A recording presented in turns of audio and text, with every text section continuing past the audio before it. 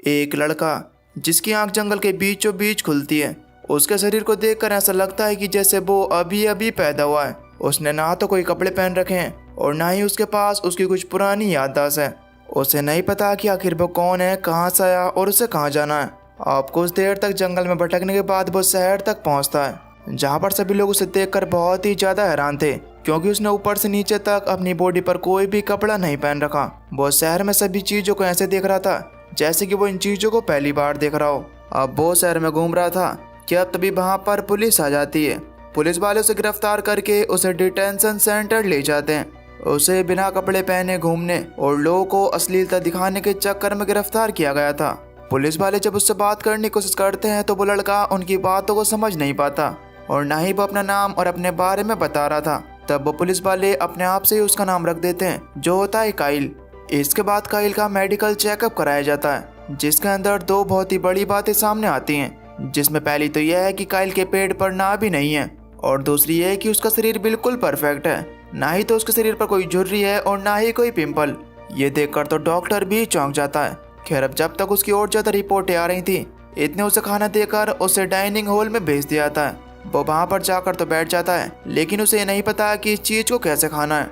तब वो अपने सामने बैठे एक लड़की की नकल करते हुए उसकी तरह खाता है, जिस चीज को वो लड़का नोटिस कर लेता है। उसे लगता है कि काइल उसका मजाक उड़ा रहा है। वो लड़का काइल को मारने के लिए उसकी तरफ जाता है, लेकिन अब तभी बीच में डॉक्टर्स आकर उसे समझाते हैं।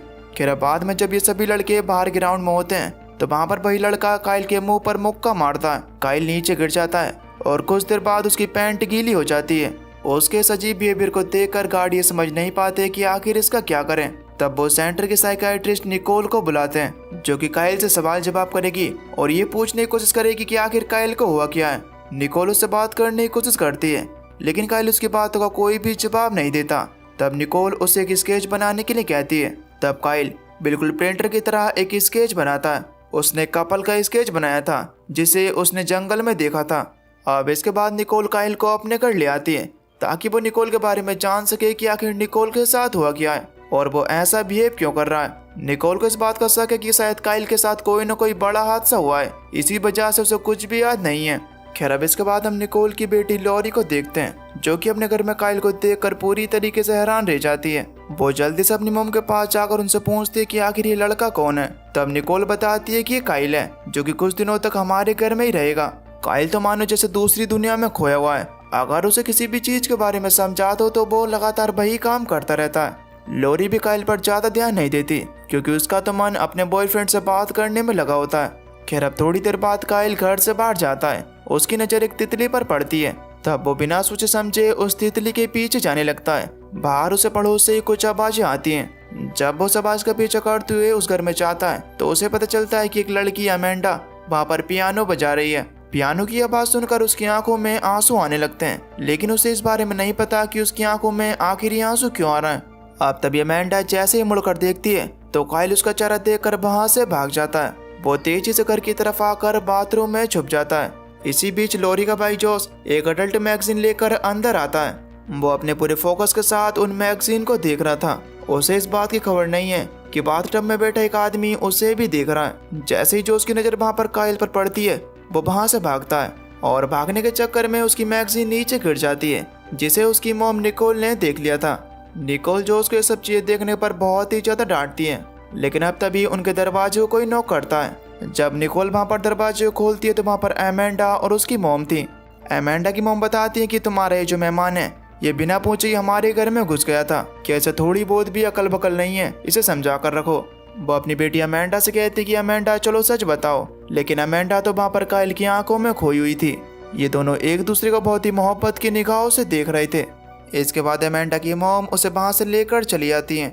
अब उस रात जब निकोल का हस्बैंड स्टीफन घर वापस आता है तो वहाँ पर निकोल स्टीफन को काइल से मिलवाती है और बताती है कि कुछ दिनों तक यहाँ पर रुकने वाला है। खैर, अब जब ये सभी लोग रात को बैठकर डिनर कर रहे होते हैं तो वहाँ पर काइल पहली बार बोलता है, लेकिन इसके मुंह से जो ये शब्द निकले थे वो गालियाँ थीं। दरअसल ये बातें उसने डिटेंशन सेंटर के लड़कों से कैप्चर की थी। इसके बाद वो बिना सोचे समझे वही बातें दोहराने लगता है जो कि लॉरी अपने बॉयफ्रेंड से कॉलिंग पर कह रही थी। सभी को ये सुनकर बहुत ही हैरानी होती है कि लॉरी अपने बॉयफ्रेंड के साथ भागने वाली थी।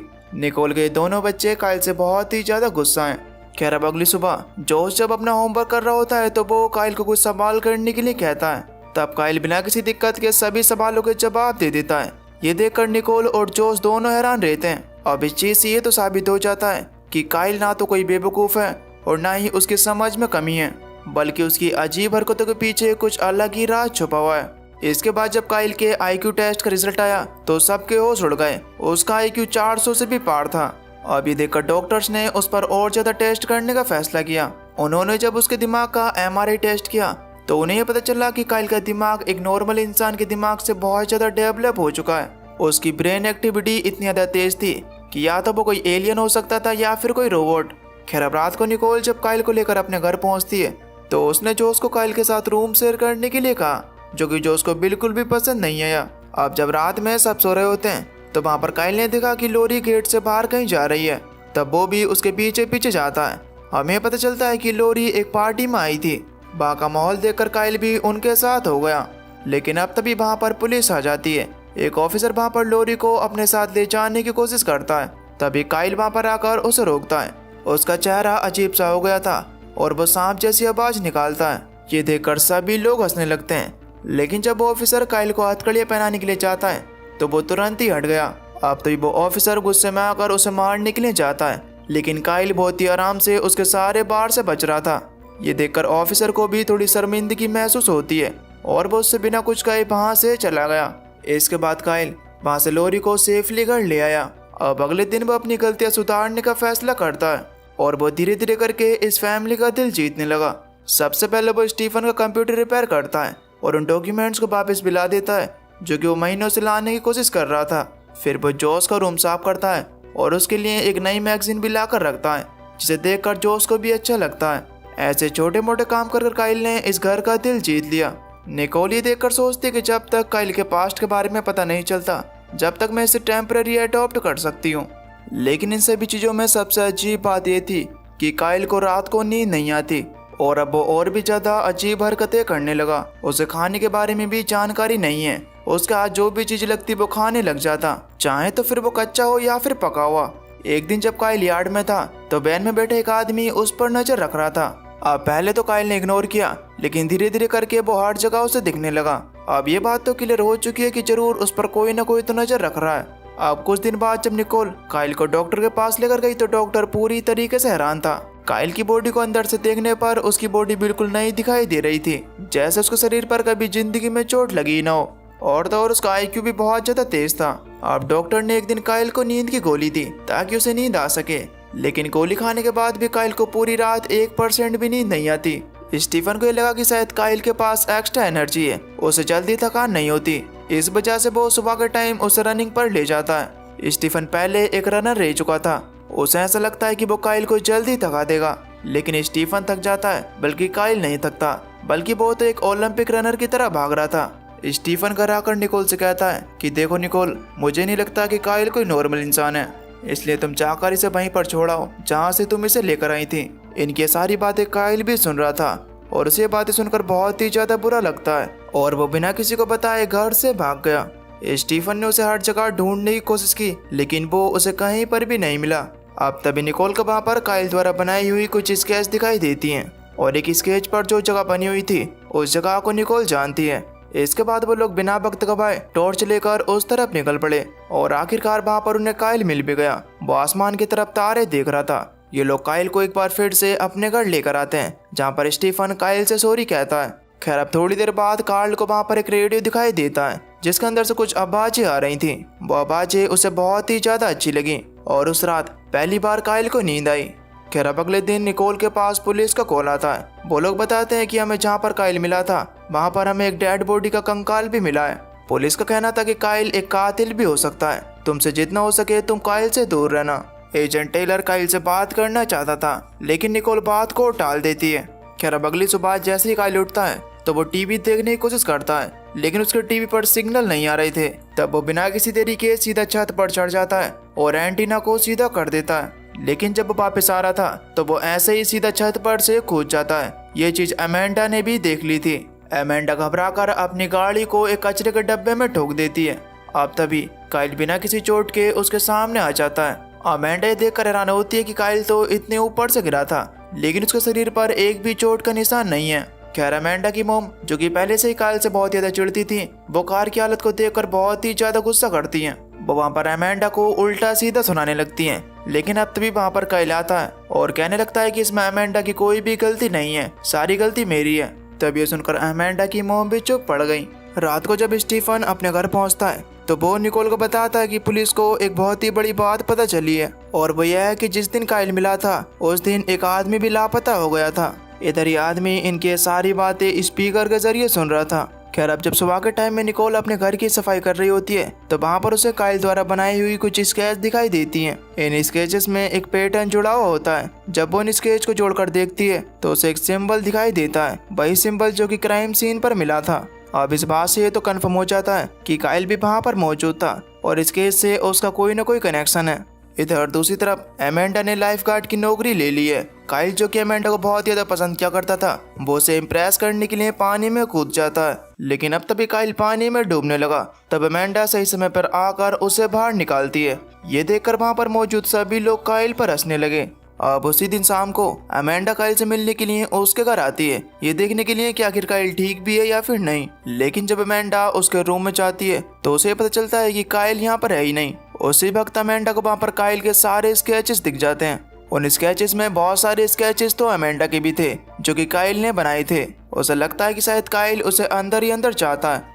खैर अब अगले दिन पूल में अमेंडा काइल को तैरना सिखाती है और कुछ बेसिक टिप्स मिलने के बाद काइल तो एक प्रोफेशनल स्विमर की तरह तैर रहा था। ये देखकर तो अमेंडा के भी होश उड़ जाते हैं। अब अमेंडा काइल को अपने पास बुलाकर उससे कहती है कि कल मेरे पेरेंट्स घर पर नहीं रहेंगे, इसीलिए अगर तुम्हें टाइम मिले तो मेरे घर आ जाना, मैं तुम्हें कुछ दिखाना चाहती हूँ। अब जब अगले दिन काइल अमेंडा के पास पहुँचता है तो वहाँ पर अमेंडा अपने फादर द्वारा बनाई कुछ स्केचेस उसे दिखाती है। हैरानी की बात यह थी कि उनके और काइल के स्केचेस बहुत ही ज्यादा सिमिलर थे। अब काइल सोचता है कि वो अमेंडा के लिए एक बहुत ही अच्छा सरप्राइज बनाएगा। उसने अमेंडा के फादर और अपनी स्किल मिलाकर एक बहुत ही अच्छा पोर्ट्रेट बनाया और अब बस उसे थोड़ी बहुत हिम्मत जुटाकर ये गिफ्ट किसी तरीके से अमेंडा को देना था। अब रात को काइल जोश के साथ एक पार्टी में जाता है जहाँ पर अमेंडा भी आने वाली थी। अब जैसे ही अमेंडा वहाँ पर आई तो काइल के अरमानों पर पानी फिर गया, क्योंकि अमेंडा के साथ था उसका बॉयफ्रेंड चार्ली। काइल का दिल पूरी तरीके से टूट चुका था। उसने जो स्केच अमेंडा के लिए बनाई थी वो उसे जाकर फेंक देता है। उस रात काइल को अच्छी तरीके से नींद भी नहीं आती।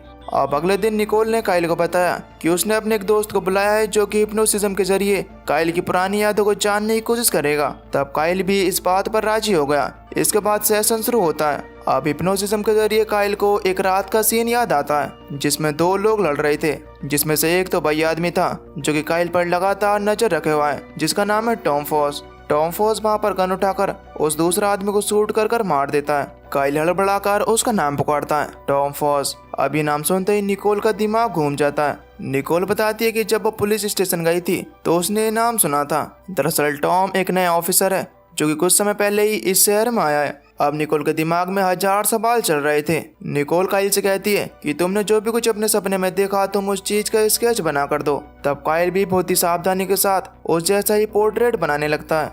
अब जब वो लोग उन पोर्ट्रेट को देखते हैं तो उनमें से एक पोर्ट्रेट उसी आदमी का था जिसको टॉम फॉस ने गोली मारी थी। इस आदमी का नाम फ्रेडमैन है। फ्रेडमैन एक यूनिवर्सिटी में प्रोफेसर था और वह ह्यूमन मेमोरी में बहुत ही ज्यादा एक्सपर्ट है। अब ये कंफर्म हो गया था कि जंगल में जो हड्डियां मिली थी वो फ्रेडमैन की थी। अब सवाल तो ये था कि फ्रेडमैन का काइल से क्या संबंध है। इन्हीं सवालों का जवाब जानने के लिए ये लोग उस यूनिवर्सिटी में जाते हैं। यूनिवर्सिटी में पहुंचकर एक बहुत ही बड़ा खुलासा होता है। वहाँ पर एक फोटो लगी हुई थी जिसमें फ्रेडमैन के स्टूडेंट दिख रहे होते हैं, जिनमें से काइल भी था। लेकिन जब वहाँ पर फ्रेडमैन की असिस्टेंट से काइल के बारे में पूछा जाता है तो उसे काइल के बारे में कुछ भी पता नहीं था। वो कहती है कि उसने सालों तक प्रोफेसर के साथ काम किया है लेकिन उसने कभी भी काइल को नहीं देखा। इसके बाद वो लोग काइल का मेमोरी टेस्ट करते हैं। उस मेमोरी टेस्ट के हर टेस्ट में काइल 100% स्कोर करता है। वो असिस्टेंट पूरी तरीके से हैरान रह जाती है क्योंकि अभी तक ऐसा कभी भी नहीं हुआ। वो असिस्टेंट बताती है कि जब मैं फ्रेडमैन के साथ रहती थी तो मुझे ये बात पता चली कि फ्रेडमैन इंसान के दिमाग के ऊपर एक रिसर्च कर रहा है। उनका ये कहना था कि इंसान सिर्फ अपने दिमाग का 10% यूज करता है, लेकिन मैं अपने साइंस से इंसान के दिमाग का 100% यूज कर दिखाऊंगा। अब ये बातें सुनकर हमें भी लगता है कि शायद काइल भी फ्रेडमैन के प्रोजेक्ट का हिस्सा रहा होगा, तभी तो वो इतना तेज है। और ये भी हो सकता है कि शायद इसी वजह से फ्रेडमैन की जान ली गई हो। इन लोगों को उस कॉलेज में फ्रेडमैन के कुछ डॉक्यूमेंट्स भी मिलते हैं जिन पर वही सिंबल बना हुआ होता है जो कि क्राइम सीन पर मिला था। और तो और उस पेपर पर कई जगह एक नंबर बार बार लिखा गया है। उन्हें ऐसा लगता है कि शायद ये नंबर कोऑर्डिनेट्स भी हो सकते हैं। अभी जानने के लिए कि आखिर ये नंबर किस जगह को रिप्रेजेंट करते हैं वो इंटरनेट पर ढूंढने लगे। वो इसकी खोज में लग जाते हैं। अब तभी लोरी के पास स्टीफन का कॉल आता है। वो पूछता है कि आखिर तुम लोग कहाँ हो। तब लोरी उन्हें सारी बातें बताकर कहती है कि हमें इन कोऑर्डिनेट्स के बारे में पता करना होगा। अब स्टीफन ने भी इन कोऑर्डिनेट्स के बारे में पता करना शुरू कर दिया। अब तभी लोरी के पास स्टीफन का दोबारा से कॉल आता है जो कि उसे बताता है कि ये कोऑर्डिनेट एक गवर्नमेंट फैसिलिटी के हैं जो कि मिलिट्री के कंट्रोल में है, जिसका मतलब यह है कि ये कोई आम जगह नहीं है बल्कि वहाँ पर बहुत ही ज्यादा सिक्योरिटी होगी। अब इस चीज का सच जानने के लिए काइल किसी तरीके से इधर उधर से पता करके उस फैसिलिटी के पास पहुंच जाता है। वहां से काइल अकेला ही आगे बढ़ता है। वो सिक्योरिटी फैंक्स को पार करते हुआ अंदर चला गया, लेकिन अब तभी पीछे से एक मास्क पहना हुआ आदमी उसके ऊपर अटैक कर देता है। लेकिन यहाँ पर काइल की कराटे प्रैक्टिस काम आती है। काइल किसी तरीके से उस आदमी का मास्क उतारने में कामयाब हो गया और हमें पता चलता है कि आदमी कोई और नहीं बल्कि टॉम फॉस है। काइल को याद आता है कि किसी आदमी ने फ्रेडमैन को गोली मारकर मारा था। टॉम फॉस काइल से कहता है कि अगर तुम्हें जिंदा रहना है तो प्लीज चुपचाप रहो। अगर तुम अपने पास्ट के बारे में ज्यादा जानने की कोशिश करोगे तो तुम्हारी नई फैमिली की जान खतरे में आ सकती है। जाने से पहले टॉम फॉस उससे कहता है कि अगर तुमने अपने आप की तलाश नहीं छोड़ी तो वो लोग तुम्हारी फैमिली को मार देंगे। और बस इसी के साथ दोस्तों इस सीरीज का फर्स्ट पार्ट यहीं पर खत्म हो जाता है। तो आखिर काइल का पास्ट क्या है जिसके बारे में कोई भी नहीं चाहता कि काइल को पता चले, और आखिर काइल के पास ऐसी शक्तियाँ कैसे आई, ये तो हमें इसके अगले पार्ट में ही पता चलेगा। दोस्तों अगर आप इस सीरीज का नेक्स्ट पार्ट चाहते हो तो नीचे कमेंट में नेक्स्ट पार्ट टाइप जरूर करना। बाकी मैं मिलता हूँ आपको एक नई वीडियो में, तब तक के लिए till then take care, love you, bye bye.